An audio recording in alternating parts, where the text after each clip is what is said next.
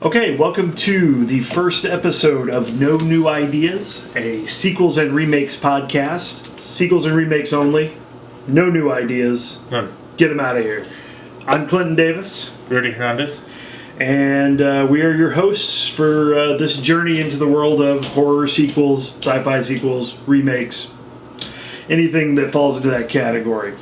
Starting off, we are going to be talking about Texas Chainsaw Massacre 2. Because, sadly, about 3 or 4 days ago, Tobe Hooper passed away. So we're going to start this with a tragedy, as all good podcasts start with. Tobe Hooper is obviously a legend, a big influence in my horror watching career. Yours as well, I assume. In the very beginning, yeah. Texas Chainsaw Massacre, the original, is my favorite movie of all time, period. I've seen it 50 or 60 times at this point. I feel like that movie's in my blood a little bit. Gave me quite a good amount of nightmares as a kid. Sure. I didn't have nightmares about it, but that's mostly because I wanted to be a part of that family. I saw that as a home, really. I thought you were going to say you wanted to be Leatherface. More or less. I wanted to at least be his friend. Be Leatherface's buddy, because he looks like he needs one. That's true. The original is disgusting in all the best ways. It's not gory, which is a common misconception outside of the horror community. I actually really forgot that there was almost no blood in it. Oh, there's none. Yeah, I mean it's a PG movie, which is people forget, which is insane. Yeah. It's not gory at all. It's really suggestive. It's very suggestive, and they did that, as is my understanding, they did that so they could sell it onto more drive-through screens, so they could get more distribution. There's a famous review of it from Pauline Kael, who said that it's the first horror movie that looks like the killers themselves got the camera and started filming. Yeah. And I think that's accurate. It's dirty. It makes you feel disgusting, is what I mean by disgusting. Like, it just makes you feel dirty. Yeah. And everything about it is gross. Yeah. It's just a really unsettling movie to begin with. Yeah. I mean, I remember watching it and even rewatching it, just how awkward and just how, not awkward, but I guess just how uneasy you feel because just the lack of music, the lack of the suspense build-up. It's just it literally feels like a whole movie. It does. It feels amateurish in the best way. Yeah. Like, it doesn't feel slick. There's no slickness to it, no studio to it, because all these are all just a bunch of kids making a movie. It's all fairly naturalistic, and all of that grime and grossness was real as well. There's the famous story of all the food rotting on the table while they shot for 2 days. Yeah. So everyone was getting sick and sweating. And it was Texas summer, so it was 100 degrees outside, miserable. So that's it just adds to it. It adds all of that is fuel to what makes that movie so great. And then they waited over 10 years and made a sequel as part of the Canon film group. Side note on Canon, if you haven't seen the documentary Electric Boogaloo, which is about Canon Films who produced this, it's a fascinating watch. It's all about, they were a real, not exploitation, but they were just trying to make horror movies and stuff. And they got a hold of the Texas Chainsaw Massacre property. They got a hold of the Superman property. They made Superman 4, Quest for Peace, which is a really bad movie. So they were a part of this, and I think they are a reason why this movie is so goddamn weird. Yeah. And it's just very strange. It's pretty much an entirely new cast, except for Jim Seidel, who plays Drayton Sawyer, the kind of patriarch, and is one of my favorite characters ever in a horror movie. Yeah, it's up there. As far as the new casting, I think it was actually I liked it. I remember rewatching it, I liked it. I remember when I first watched it, it was. Yeah. I like it, and I don't. I like Bill Moseley as Chop Top. Yeah. I think he's the right kind of weird. He's the right kind of crazy. He's not, and this is something that it took me a couple times of seeing this movie. I've seen this movie a few times as well. I assumed that he was supposed to be the hitchhiker from the first movie, and he's not. He's the hitchhiker's brother. Uh-huh. The hitchhiker is in the movie. Really? I don't know if you know this. He's the body that they're puppeting. Yeah. It's not really said in the movie, but that's what that is. Because he, I assume, died in the ensuing 10 years. Or I don't know what the real reason is. I guess the actor didn't want to be in it or wasn't asked to be in it. But that is the hitchhiker that they're using as the puppet. Which I think is really interesting. That's cool. I think being younger, he annoyed the hell out of me. Oh yeah, he's a super annoying character. And then like I had a little backstory. I had learned that he was they made like his own little like fan videos of it and everything, and that's what led him to create the character, and that's why they put him in the movie, right? Which is pretty cool in general. And I mean, the character of Chop Top is super annoying and is really grating, but that's what he's supposed to be. And Bill Moseley is fantastic at playing him. That character, I can watch a lot of gory stuff. I can watch a lot of stuff. Him scratching his head with the coat hanger is disgusting. Is like, I find viscerally makes me uncomfortable, and like eating the skin off from around it. It's wonderful. The bad teeth are great. Chop Top is great. The guy that plays Leatherface, I didn't write his name down. He is not. He's not Gunnar Hansen from the original. R.I.P. to Gunnar Hansen as well, who died a couple years ago. Leatherface kind of sucks in this movie. He does, and I had mentioned it earlier, but going back and watching part 2 again, I cannot get over the fact that Leatherface in part 2 really, really reminds me of Rosie O'Donnell. He has Rosie O'Donnell hair. Yes. And it looks pretty bad. Leatherface, for a movie that is really well art directed, I think Texas Chainsaw 2 is a gorgeous movie in a lot of respects. I think we'll get to it later, but towards the end when she's in the tunnel and there's all the lights and the dioramas of dead bodies, a gorgeously art directed movie. Leatherface's costume looks like a Party City costume of Leatherface, if that makes sense. It looks cheap and weird and doesn't fit with the rest of the costuming in the movie. That is true, especially I mean, like, granted, the original mask did look, it looked a lot, but still, the simplicity of that one just did it. Yeah. This one, like, they made it more detailed, and but it was just like in the wrong way. It looks off. His whole character is off from what Leatherface was in the original. There's for one thing, the actor that they picked is too skinny. Yeah. I think he doesn't have the bulk that Leatherface had in this one or in the other sequels. Yeah. He's too wiggly, if that makes sense. He's always like dancing around, and it's like they took that one clip from the very end of Texas Chainsaw Massacre where he's swinging the chainsaw around. Which is actually probably one of my favorites. Oh, it's incredible. It's great, and it fits in that moment, but it's like they took that one scene and said, okay, just do that for the whole movie. Yeah. And part of me, like, rewatch it kind of thing is like, I really think it was intentional. I think. Yeah. And like, so I think, so in that respect, I liked it more.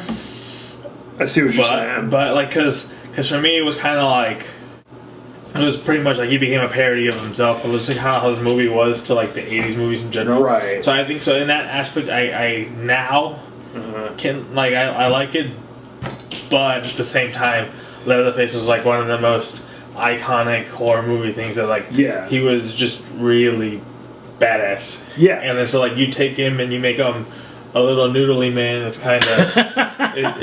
He is a very noodly man in Texas Chainsaw 2. in the first, Gunnar Hansen in the original Texas Chainsaw is terrifying. He's very scary. Yeah. And it's that hulking simpleton almost, because he is, somewhat mentally challenged. That is scary because it's unpredictable, and in this one it's just off. The characterization is just off. Yeah, like the how he like midway or like towards the end of the movie like hits puberty and gets his first crush. Yes. That is another big issue that I have with Texas Chainsaw 2. We can get into that in a second. Let's talk about the overall. The overall plot is that the Sawyer family has moved on from the house, the iconic house. They've gone, which I think is not something that I super buy. I understand that they couldn't get back to that original location or whatever it was, but they decided to move it. I don't like the idea. At the beginning, the opening crawl, they say, well, the police just couldn't find it. Yeah. I think that's a little silly. Yeah. So now it's Texas OU weekend. I do like that they've moved up to DFW. Yeah. That's where I'm from. I think that's fun. It's Texas OU weekend. There's the big chili cook-off that's at the beginning, which is great. The detail work in this movie is fantastic. Yeah, it was good. And because there's the French fry house, which is amazing. Yeah, I was gonna say like the greatest thing this movie brought to thing was the ridiculousness of the ending dancing with the chainsaw. And the French fry house. Yeah, the French fry house where LG says, "I made you a little French fry house." Yeah. I love the character of LG. Period. Yeah, he's great. It's so sweet. Like that, and then just as we later, like you just get, it's so ridiculous. Like it's so ridiculous. Like it's perfect. I love it. The playing off of that the detail work in that when Drayton Sawyer wins the chili cook-off with his human-filled chili, which is fantastic. The trophy that they give him is full of chili at the top. That's hilarious. Yeah. I think that's great. And like it's his chili, and then the what did he say when the announcer she takes a bite of the chili? And it's like what, the nail or whatever. Yeah, he says, "Oh, it's peppercorn." The hard shell peppercorn. Yeah, that's great. I love it. I love that Drayton Sawyer is now driving a food truck. Yeah, trendy. He's predated the food truck trend, which I think is cool.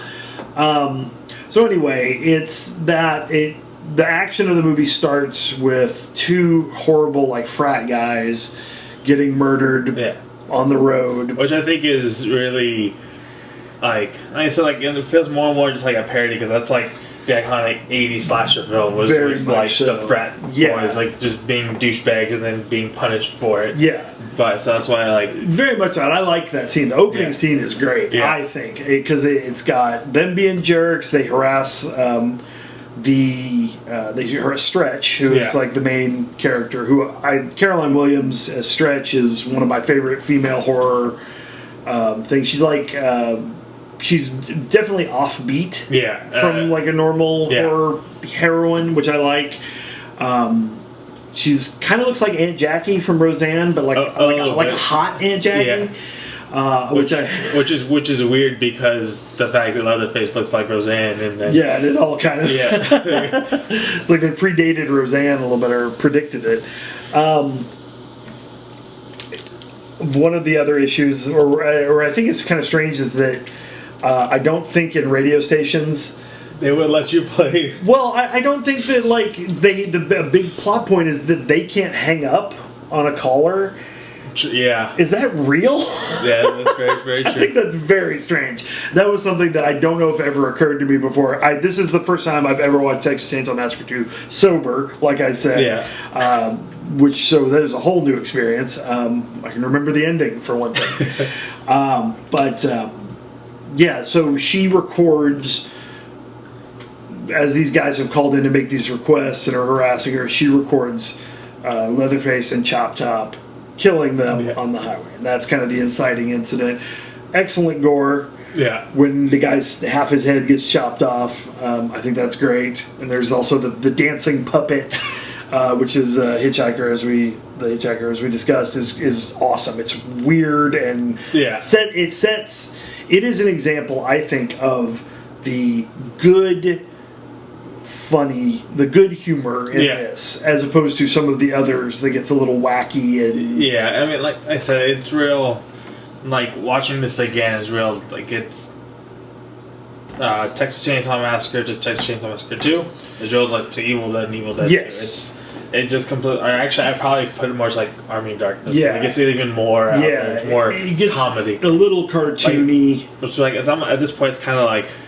I feel it's almost like satire to like the original. Yeah, the cartooniness is a little. It just doesn't work in places. Yeah. I think with them dancing the puppet around and having the puppet work the chainsaw, the puppet body, that's cool. I think that part works really cool because it's creepy and it's weird. Yeah.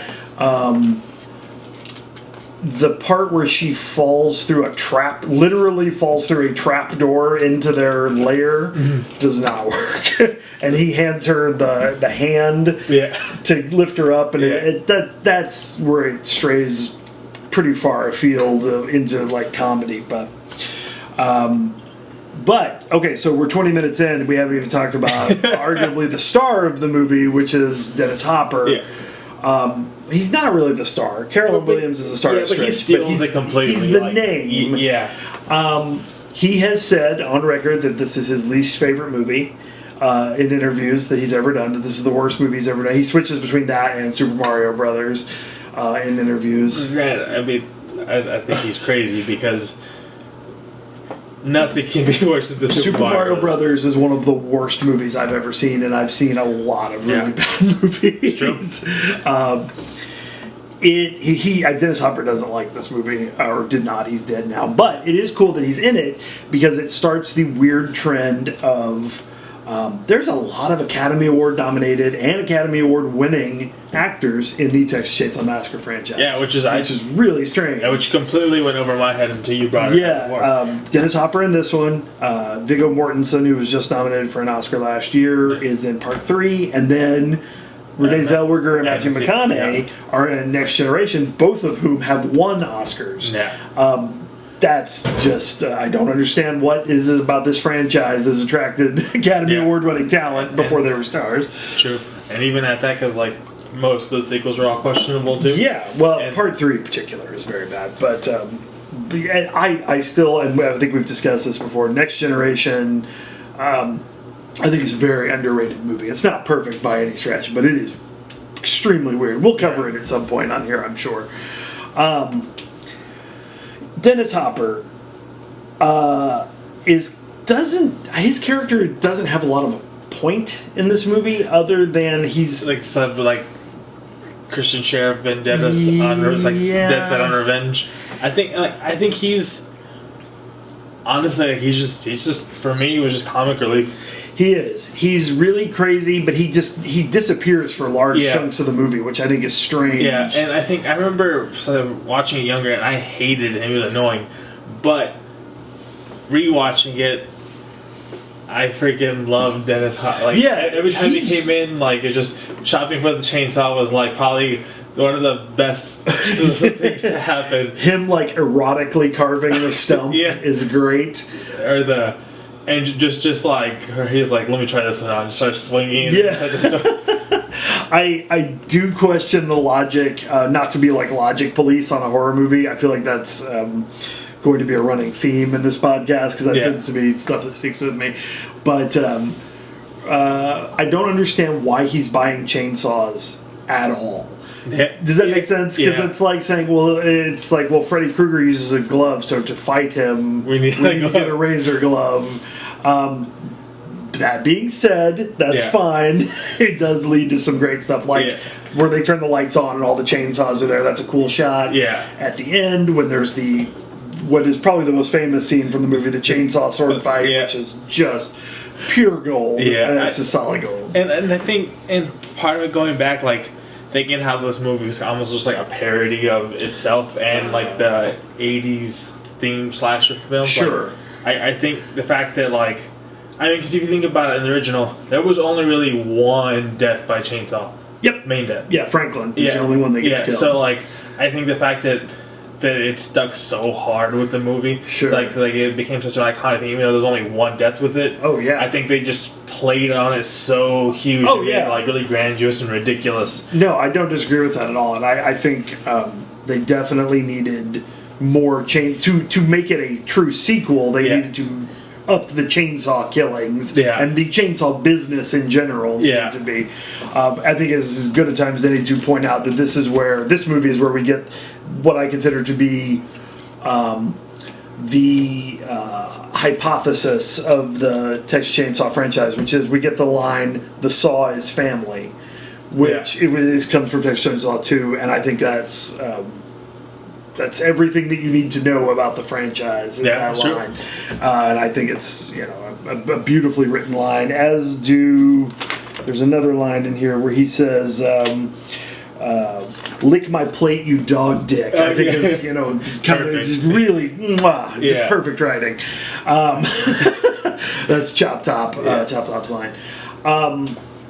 So that being said, I think there's a lot of good stuff about the movie. There is some stuff in Texas Chainsaw 2 that does not work at all. Yeah. The main, for me, I'll see how you feel about this. The main thing is the quote-unquote love story between Stretch and Leatherface. That grinds the movie to a halt for me. I don't know how you feel about it. And going back, I guess, like, for me, like, rewatching it, I think it's, like, just a parroting thing. I think, and I might be looking way too deep into this. Mm-hmm. I mean, I haven't really, like, read too far into it, so I don't know, but what is it? Like, it's just like parodying all the 80s things and how, like, because like in the first movie, it's a horror movie, but it's mainly focused on the victims. Sure. But like you look at all the other slashes, like Halloween, Freddy Krueger, like it's all like Friday the 13th. It's all the killers mainly. Like, I mean, like Halloween's kind of, but like it goes into all their backstory and all. Like when you can probably get away with a couple scenes of backstory for the killer, just but I think.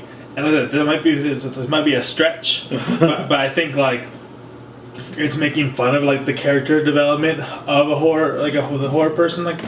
That's interesting. So that's why I think like it's just like so it's character development, but just in like the worst way. Yeah, that's interesting. I don't know if that is what they were intending. I think that is an interesting idea for sure. Like if they were intending it, I think it's brilliant. If not, then I don't know what the hell they were thinking.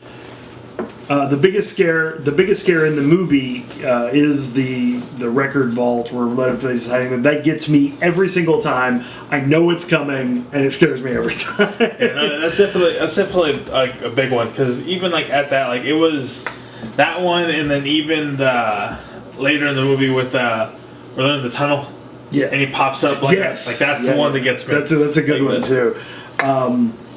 The tunnel, talking about the art direction in the movie, the tunnel in that movie is so cool looking. Yeah, and I think does not get enough credit for how good that and I think it's and part of me too, like it's amazing. I loved it. I remember liking it even as when I first watched it. But part of me like going down this theme of like if it's just a parody thing, like is that itself making fun of like the over? Because the original one's really gritty and basic and thing. Is this one like how like in Halloween things like in all even like Child's Play, like the parts like the real like the fog machines, the lights, like the backlights, they don't belong there necessarily. Yeah. Like was that like a kind of parodying for the 80s thing too? That's interesting. And that's what I kind of was thinking most of these times. And that's interesting. I hadn't thought about that. Like is the art direction itself commenting on the unnatural settings of a horror movie? Very possibly. I think it could be that. I think it could just be that they had more money and wanted to make it look cool. I don't know. I don't know what Tobe Hooper's reasoning is behind that. Tobe Hooper, by the way, was not supposed to direct this movie. Really? I found this out doing research for this. He was just going to produce and let somebody else do it, but they could not find a director that would work for cheap. So he finally just said, well, I want to get this movie made, so I'll just do it, which I think is interesting. That's very interesting. Yeah, I don't know, man. really like that. To think of this movie as a parody, I think is maybe giving it too much credit in some spots. Yeah, that's what I'm saying. Because like, if it's supposed to be a parody, like almost like a timepiece parody, think of like the state of it, the state of horror movies at that time. Yeah, like. Then I think this movie is amazing, and I think it's great, and I think the fact that it kind of just like shat all over the original one and just went in a completely, just its own way and did this. If it was supposed to be a parody and kind of like almost like a social commentary of like horror movie at that time, like satire, it's amazing. I love it. I think he's brilliant. If not, which is more than likely he's not, it was just bad. We can choose to view it that way. Yeah, and I think me watching it now, I wanted to like it so bad. Yeah, that maybe I might be projecting, but I think it's a really cool hypothesis. Like, I think it's really a great hypothesis. Yeah. I think it's a really interesting way to look at the movie, especially because it's one that I've seen many times, and now watching it with the intent of talking about it, it makes it. It makes me want to see it in fresh eyes. Fresh eyes, and I think that's a good way to look at it. I need to listen to the director's commentary, I guess, and see what he has to say about it. But or maybe not. Maybe I'll just leave it at that. Yeah, I mean, listen to the director's commentary. Is like, well, the lights were cool, and I wanted to do it in the first one, and that would completely just debunk. Yeah, like the shining ray of hope that I have for this movie. That's okay. Let's see. I like. Oh, the part at the end, we talked about LG and him being a great character. I think the high point of this movie for me is when he takes off LG's face and puts it on her. Yeah, and he makes it, That is so upsetting. Like that is it's just so disgusting and just so, like, wrong. And, but the icing on the cake is where he wakes up. Yes. And sees her in his face. The line that makes it so gross for me, for whatever reason, is when he's starting to put it on her and she goes, "No, it's wet. It's wet." Yeah. That is very specific and very gross. I think that is awesome. That's like the peak of the genius and of the movie. And then when, of course, LG wakes up and he's like partially skinned. Yeah. And he's still trying to help her and calm her down, which I think is great. I think LG is a super sweet character, even though he's kind of gross. Yeah. I think he's a super sweet character, and his death is very bad and protracted in that movie. Yeah. So, and just like how we kind of skipped this, but like his freaking scene in the radio station. Where, like, dude gets thrown across the stairs, gets beat with a hammer for like what seems like an eternity. Forever, and he's still alive. Yeah, that's again part of that whole radio station scene just seeming like it takes forever. Is that like LG is like dying forever in that scene, and that's just like the middle of that. Yeah. That's we're not even to that, but with his legs kicking and flailing around, that's it's a very unpleasant death, and. But he's great at the end too when he comes back and is all skinned. And it's just so gross with her like arms tied back and. But even just that, like he like dies like a boss too. It's just like he tries to calm her down and just like just lays down and is done. Leans back and dies. The movie goes a little off. It goes almost into action movie territory towards the end, which is not great. It's okay. I don't like.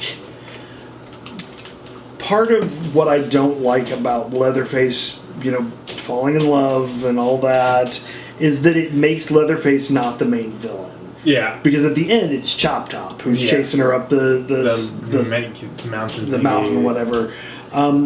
Chop Top is a supporting character, and he shouldn't be the bad guy. Yeah. I don't. Leatherface is the brand. He's the whether they knew it at the time or not. Yeah. It's still you go in with the expectation of Leatherface being the ultimate, not evil, because he's not. I don't think he's an evil character. Yeah, but it's just the antagonist. Yeah, like the lovable antagonist. Yeah, it feels like.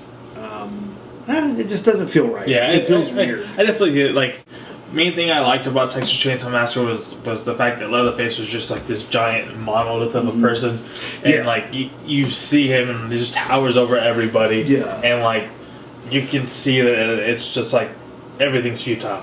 So you come against him, and the fact like I said earlier, the fact that like he's essentially a child, at the same time, but just like a hulking man child. It's terrifying. It's terrifying, and so like. To have to expecting that in some way and coming into the next movie, and the fact that he's a noodle, and the fact that he falls in love and then just kind of just gets taken out, because the whole scene, like the whole ending thing, is like just gone. It feels really anticlimactic, and it just feels weird. It was real like almost like Looney Tunes to me. At time where you see where she runs through the tunnel thing, and he's like what did you see her? And he's like, and it's like, yes, and I know, and it's like it was real like Looney Tunes, and that's it is in this. I think Jim Sydow is great as Drayton Sawyer. It's where his performance gets really over the top. It's towards the end where he's screaming and he gets like a chainsaw in the ass. And starts talking about the local businessman taking it up the ass, which is very funny. And he sells it, but it's that character tips over into parody at that point.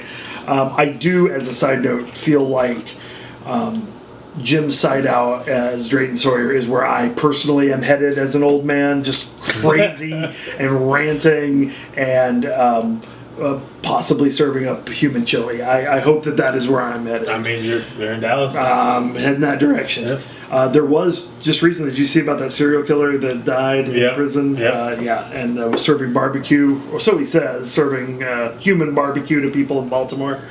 I mean, it's not... I don't think it's a stretch. Horror movies are real, man. Horror movies are real life. So, the documentary Texas Chainsaw Massacre 2.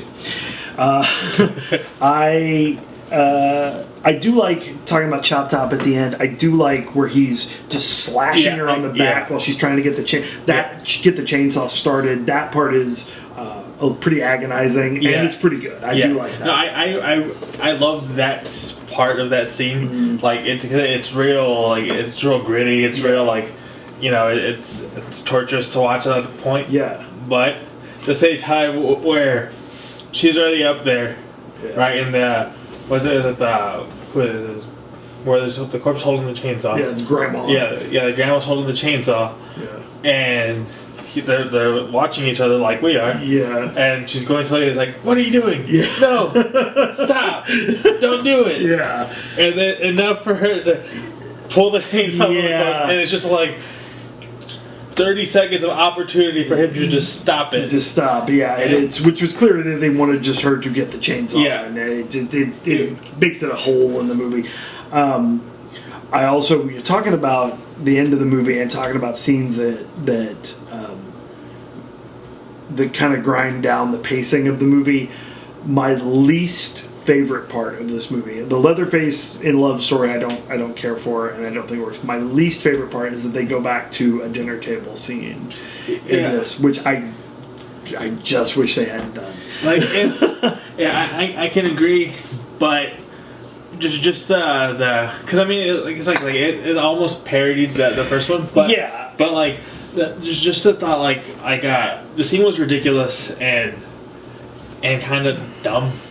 But just the thought, like, you take the comedy aspects out, and to think of a family holding this woman in this pot, Wade trying to let the old man beat her, and he can't, and eventually them just doing it, like, that's really, really gritty and disgusting. It's gritty, but they did it in the first one. It's true. They did that. I just feel like they're just. It feels. Like, I understand you want to have some nods to the originals and keep it all coherent. Which makes sense. Because that is probably what this family does whenever they have someone like that down there, which is not. So that's fine. I get that. But watching it as a viewer of the movie, it just feels like a retread to me. True. And I mean, it didn't need to have that whole long of a sequence. He has the moment where he finds Franklin from the first movie, still in the wheelchair with the flashlight, which is, kind of a sweet moment, but it's odd that they have that they have him there. Yeah, And it's odd that they have all the bodies with them, that they brought all this, but that is, trying to cover up evidence or whatever. They're just taking it all with them, which I get. In part 3, which I rewatched recently, they starts with the uncovery of like body pits. Yeah. So which I think makes a little more sense as far as like the realisticness, the grand scheme of everything. Anyway, that's why, like, ultimately I feel like Dennis Hopper's character is just kind of pointless in the movie. He is pointless, but he is my favorite. Oh, he's great. No, he's good. Yeah. He's really funny. And it's another thing that kind of way onto the comedy side that I can't not think of is that when he goes and starts chainsawing the building and everything, literally all I think of is Shredder from like when Shredder from the Ninja Turtles is trying to break down the pier, and that, like, I just think that, like, it's identical. Like, I just think I like that. That's all I think of. I hadn't thought about that. That's actually really great. I hadn't thought about that. I do like when he kicks open the wall and there's just gore. Yeah. There's like a flood of gore. If you want to talk about intended commentary, that to me feels like a very pointed. Okay, there wasn't enough gore in the first movie for you Fangoria readers. Yeah. Here is literally a fountain of gore that comes out of a wall. I just think that's cool. I think it's gross looking. And I like it. He says something about we're really in the devil's playground here, which is just such a weird. That's like, I feel like something Dennis Hopper just says in daily life, or said when he was still alive. That felt like an improv to me. It felt a little too natural, but that's great. Let's see. I had the ending with her where she kind of like breaks up with Leatherface. When he like corners her, that's just, God, that whole scene is so dumb, and it's it's the apex of that not working. I don't feel like where she says like, "Are you mad at me? Like, why are you?" But to be fair, we've all had girls that have done something like that to us, and then they say, Are you mad? Or why are you mad? Yeah. Or something. So especially when we've cornered them with chainsaws. Exactly. So I think it's very very logical, and I think it's very truthful to real life. It's very realistic. It's very realistic. I just feel like it's not needed at all. Yeah. It's not needed at all. I do. You mentioned it earlier, but it bears hitting it harder. Stretch at the end, spinning around with the chainsaw. Yeah. Whether it makes sense or not, probably doesn't. It's great. But it's great. It's a great final image. Yeah, and it's just a pan out of like this. Pan out. Yeah, it was perfect. It's great. It feels very. I hate the word epic is overused, but it really ends it on a great. Yeah, note. I think it's like this thing of triumph. Yeah. You know what I mean? Like, it's overcame everything, and it's just. And it friggin' ends perfectly, just like the first one. Yeah, it's using that same swinging the chainsaw, which was I would say in the first one more frustration and anger from Leatherface, but turning it into like a triumph thing at the end is very cool. Ends it right. I like that you can tell. Talking about sequels, you can see the planning of sequels there, because you don't really see any of them die. Yeah, very true. Chop Top just falls down the mountain and falls in and it was ridiculous, just how you purposely shifts direction and perfectly goes down the hole. It feels like a Plinko. It feels like a Price is Right game. It's weird, but it's clearly them trying to set it up for Texas Chainsaw Massacre 3, which he's not in that, so it didn't really work. But there's that you don't see. You see the grenade go off. You see the result of the explosion when he pulls the grenade. So it's assumed that Drayton is dead. It's assumed that Leatherface is dead because he gets chainsawed through the gut and all that. And yet, survives on in sequels. So I guess take a page out of Jason's book. Yeah, exactly. Yeah, I think they just kept trying to reboot it. I think is more the issue. But he definitely makes it seem a little more supernatural than it is. But ultimately, like I think Texas Chainsaw Massacre 2 is a good movie. But let me ask you, like we're closing in at 45 minutes here, so let's get to the central question here. Was this movie worth making? Was this movie worth being made instead of a new idea? Yeah, and so this is where it's conflicted now. Mm-hmm. If my hypothesis is correct, and it is this whole almost like a timepiece of like just freaking mocking the current state, like the 80s slasher thing, and kind of like what the original movie was, then I think yes, it should be. And I think, but I think it's more of like the director saying "screw you" to everybody. Sure. And I think hell yeah, like it's amazing. I love it, and it should be definitely be. Now, if it's if that's not the case, which is I'm willing to hear anything. More than likely, it's not. Yeah. Probably not. I mean, it could have it's just where it's a good movie, but half the 3/5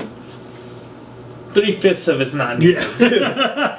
I don't want a large fraction. Yeah. I will say, for my side of it, I think this movie deserves to exist barely. I think it is just keeping its mouth over the line, keeping its nose up. I think it just barely deserves to exist. I think there is a lot that is fun about this movie. I think you could take all the fun parts and it would be 45 minutes to an hour's worth of good movie. I just think there are some big chunks of it that don't work.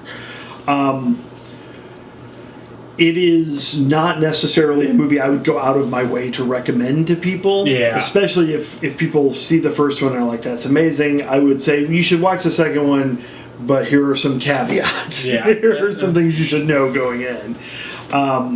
It is of all of the sequels going forward and the remakes, I think it is still better than... Yeah, I think it's better. I think... Well, albeit a lot of parts were questionable in that, I still think it is a good movie. Yeah. It's good, but as far as it being a sequel and as far as it to kind of extending the story and actually deserve its spot. Yeah, I think it's there is some stuff. From what I understand, this movie came about from a much larger screenplay that had to get cobbled down and added to other screenplays. That it makes as much sense as it does, I think, is a good thing. But that's not necessarily what you should have to consider when you're doing a horror movie. But if you look at the third Leatherface, the movie that's called Leatherface Part 3, that movie hardly makes sense at all. Yeah. And it's very boring. Yeah. And it was the same kind of deal where it was cobbled together from a lot of different ideas. The studio heavily interfered. We'll do that movie but it's kind of the bad case, and I feel like Texas Chainsaw 2 is the good case of a somewhat tumultuous production ending up pretty good. I would not say it's a good movie. I would say it's a pretty good movie. That would be the distinction I would draw. Yeah. For me. Yeah, I could see that. I mean, I think, like I said, if my hypothesis stands true and it is a satire piece, I think it's an amazing movie. Right. And I think at that point, I think it's more of a brainchild and freaking just like this vendetta from the director. Yeah. Great. Yeah. But as itself, what it comes down to me, what earns it that distinction for me is I will watch just about anything in the horror genre, but my biggest cardinal sin for a horror movie is that it's boring. If a horror movie is boring, overall boring, then it's a dud for me. I can't watch it. I do not think Texas Chainsaw Massacre 2 is a boring movie, but I think it has boring parts. Yeah. And I think those boring parts drag it down to just above the level of whatever that line is of being worthwhile. Yeah, I agree with that, because there are two really, really big ones and a couple small ones where it did drag on. Yeah. too long. That record station, the radio station scene is a real drag. That just takes way too long. Had they trimmed that up, if I can play armchair editor, if they had trimmed that up a little bit, I think it would have affected the movie. But pacing aside, some pacing issues aside, some boring parts aside, I think Texas Chainsaw Massacre 2 deserves to exist. I think it's a good movie.